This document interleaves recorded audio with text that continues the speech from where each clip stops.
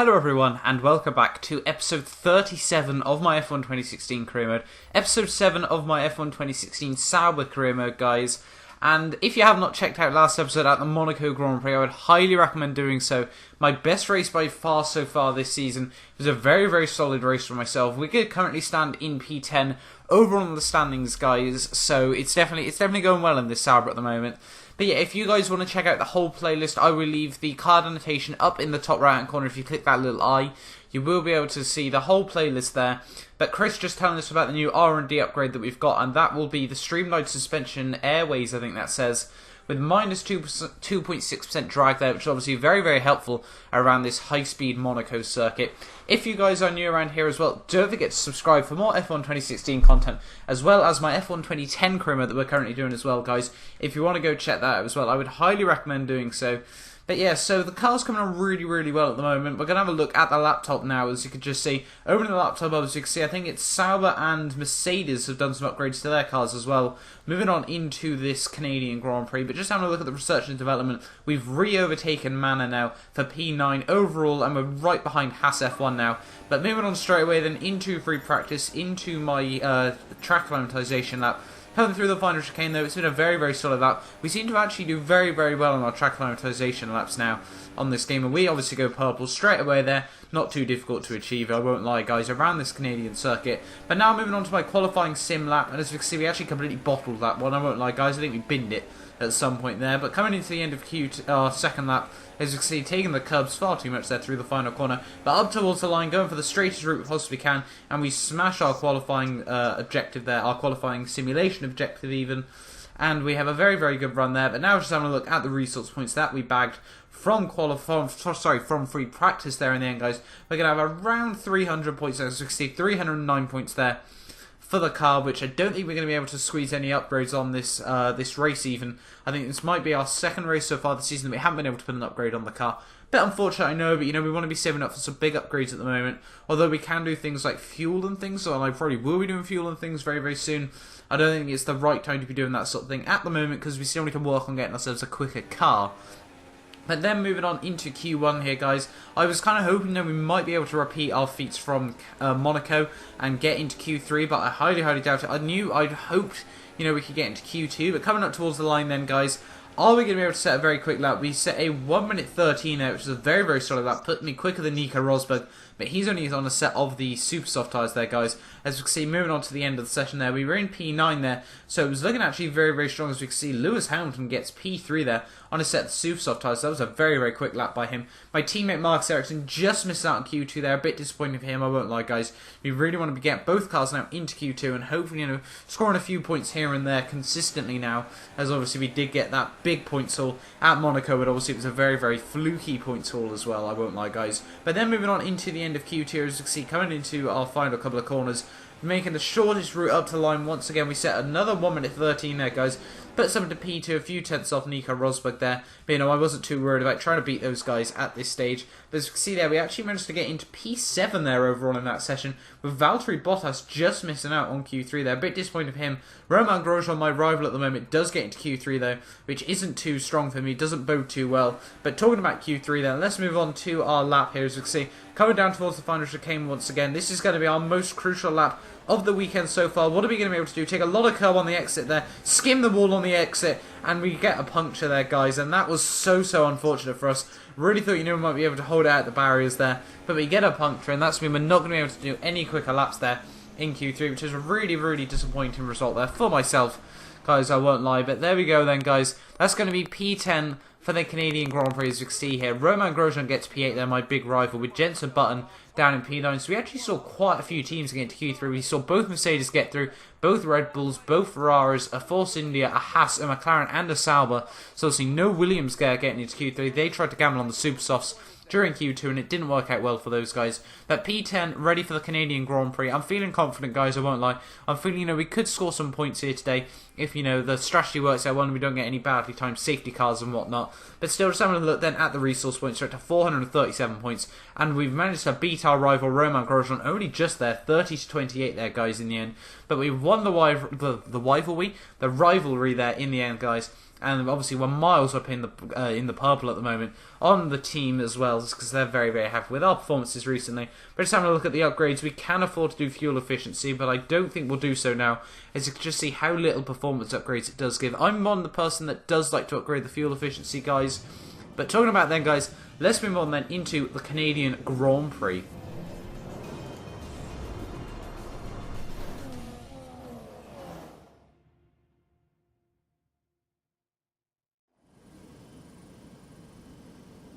As I look out of my commentary box window, a very large and very excited crowd here today, eagerly anticipating another memorable race. Lewis Hamilton took his maiden win on this circuit in 2007. Jenson Button came from last place to win here in 2011, and there's certainly no shortage of drama on offer here at the Canadian Grand Prix. If you want flat-out racing, you've come to the right place this weekend, as it's full throttle for 59% of this 2.7-mile circuit, peaking at around 210 miles per hour going into the final chicane.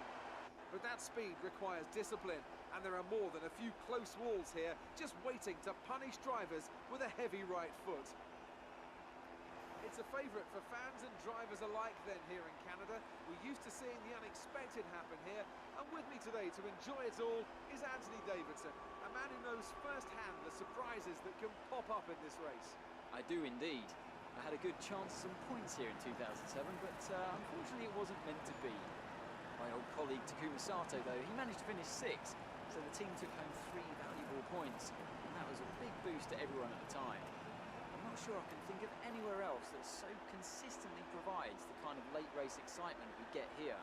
Obviously, towards the end of the Grand Prix, the brakes are getting worn, maybe the weather situation has changed, so there's a lot to keep fighting for all the way up to that final corner. Okay, the run into turn 1 isn't too long, so the pack will be bunched up. Take care. Well then, after an exciting qualifying session yesterday, let's take a look at how the cars line up. An immense lap from Lewis Hamilton yesterday puts him on pole position, and P2 goes to Daniel Ricciardo, a strong showing from the Australian. Looking down the rest of the grid, we have Vettel, Verstappen, Nico Rosberg and Perez, Raikkonen, Grosjean, Button and a Sauber, Bottas, Hülkenberg, Daniel Kvyat and Alonso, Sainz, Gutierrez, Marcus Ericsson and Rio Haryanto, Palmer and Massa, Pascal Wehrlein and Kevin Magnussen rounds off the grid. Now it's almost time to lights out, so let's go down to the track. So here we are then, guys, on the grid, ready for the Canadian Grand Prix here today. As you can see, it's very, very cloudy throughout the whole race, but there's looking like there's going to be no chance of rain unless we see a huge amount of safety cars that end up causing the weather to go far further than we ever thought it would be.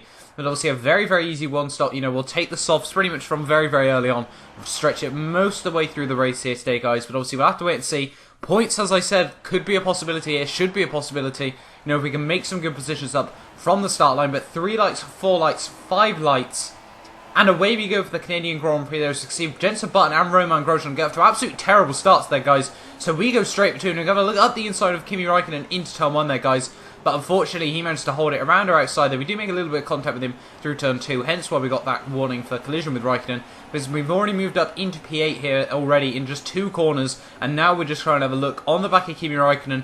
Coming down this long back straight here, are we going to be able to get the slipstream on him? Obviously, that 2016 Ferrari is actually very good in a straight line, as it's going to have a look up the inside of Sergio Perez into the final chicane here. They're both going to take far too much curb there, guys, and we're going to try and pounce on them both there. We nearly get caught on Sergio Perez's rear wing there, but we managed to get side by side with him. We've already moved past Raikkonen, but we know how strong that Force India up is in the straight line. But we're going to have a look up the inside there. He holds it around my outside into turn 1. That moves to the inside for turn 2. We're going to have to try and hold it around the outside, and we get absolutely incredible traction out of the hairpin there, and we move up into P6 of the Grand Prix ahead of Sergio Perez, but he tries throwing it up the inside into the chicane there, but thinks better of it. Just up ahead, Nico Rosberg and Max Verstappen got caught up against each other. We go past Nico Rosberg and up the inside of Max Verstappen. Can we move up into P4 of the Grand Prix? Yes, we do. Into P4 of the Grand Prix, as Fernando Alonso is now at the Grand Prix as well there. No idea what's happened to him. That looks like it might be an engine failure. But based on where he is, that could have just been he ran wide through the chicane there. But let's just have a look then. Scrolling back, already back to Fernando's point of view here. He's going side by side with my teammate at the moment, which isn't the most reassuring thing to be doing. You know, into the chicane. He comes into the first part of the chicane, runs, just doesn't get the turn in on the exit there. Goes straight into the wall, rips the wheel off there, guys, and that is Fernando Alonso at the Grand Prix, very much on the racing line as well there, guys. So we might see a safety car, and yes, we do. The safety car has been deployed here today, and that's been a very, very awkwardly timed one, because, you know, we could try and go to onto the softs, try and get them to go to the end of the Grand Prix here, and that's what we're actually going to opt to do, so as we see coming now into the pit lane at the end of lap 2 here. You know, we have to really just gamble a decision straight away. You can't just kind of do a couple of laps, try and make your mind up. You really need to either go for it or you don't. As we can see, Vettel stays ahead of us before you even come into my pit box. Such a long run down to my pit box on this grid, obviously, in the Sauber. As you can see, we're moving on to a set of the soft tyres here. Hoping, you know, we can take them to the end. Obviously, it'll be about 14 laps worth. So obviously these first couple of laps really don't use up any tyre wear. But coming out the pit lane now, we need to make up as many positions as we can. But unfortunately, we've outbroken ourselves there, guys, ever so slightly, which means we're going to inherit P14 there in the end, as Pascal Wehrlein does end up just staying behind me there in the end.